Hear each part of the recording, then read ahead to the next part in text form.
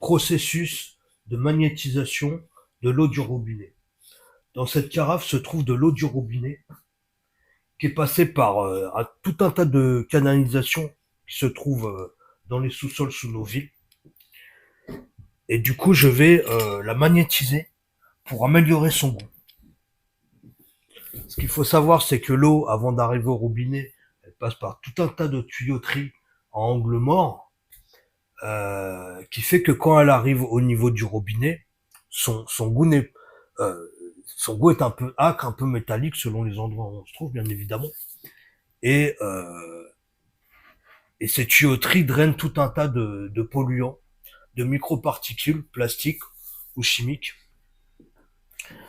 Et c'est pour ça que je vais vous montrer comment procéder pour magnétiser l'eau du robinet dans une carafe d'eau, dans une carafe en verre. Pour ceci, je vais utiliser les paumes de mes mains et je vais travailler sur le champ magnétique. Il faut savoir que l'eau dans un contenant dégage un champ magnétique sur lequel on peut, avec lequel on peut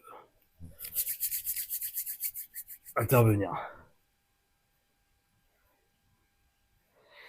Donc je cherche son champ, je vais commencer un petit peu large et dans mes paumes à un moment, je vais sentir comme des courants d'air, des picotements. Et là, ça m'indique que je suis à la frontière de son champ.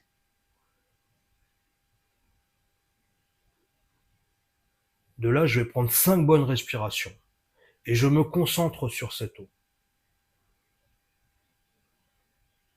sans intellectualiser, mais je lui signifie que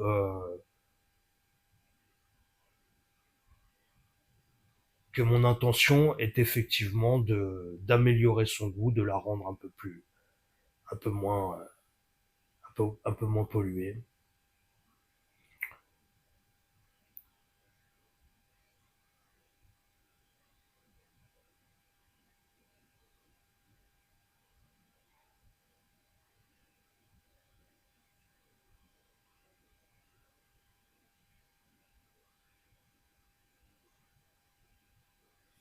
Tu peux aussi alterner la gestuelle et venir là.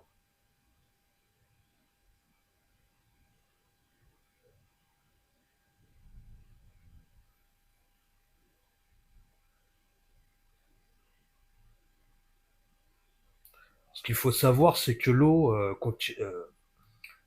contient une structure moléculaire qui est observable au microscope. Et qu'en laboratoire, ça a été scientifiquement prouvé que, un peu comme pour le même principe que les plantes vertes, l'eau est réceptive à non seulement à son environnement, mais est réceptive aux sonorités, donc par exemple à quelle musique il y aurait dans la pièce, ou la manière dont on s'exprime dans son environnement. Les plantes, c'est la même chose selon la manière dont, dont on les entretient et on sait qu'elles sont réceptives à la musique, par exemple. C'est un peu le même principe pour l'eau.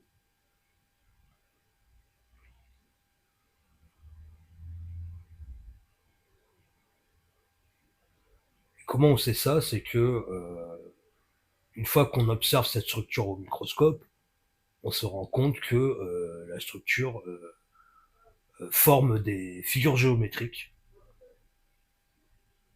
allant du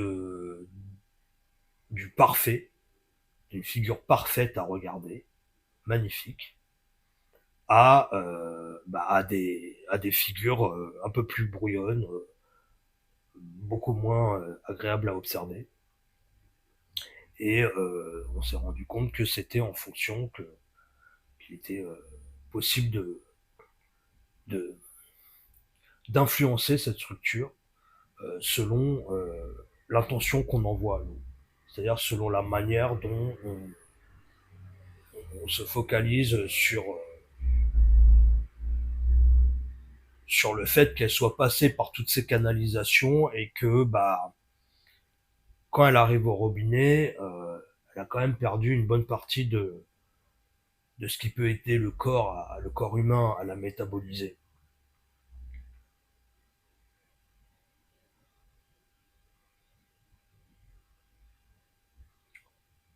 Du coup, Là, je vais goûter cette eau, voir s'il y a une différence.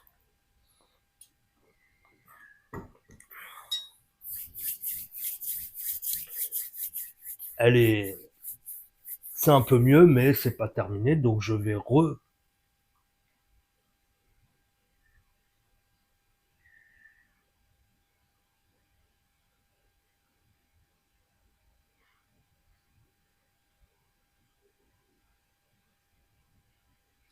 il faut compter environ une dizaine de minutes pour que le résultat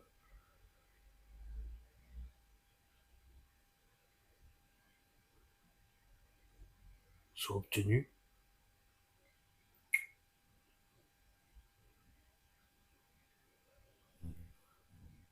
Et on peut tout à fait alterner entre cette gestuelle et celle-ci.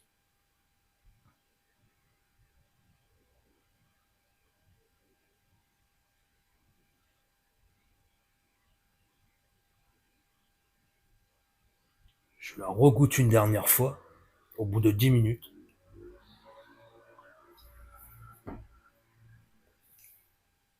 Effectivement, son goût est un peu plus clair et elle est plus fraîche.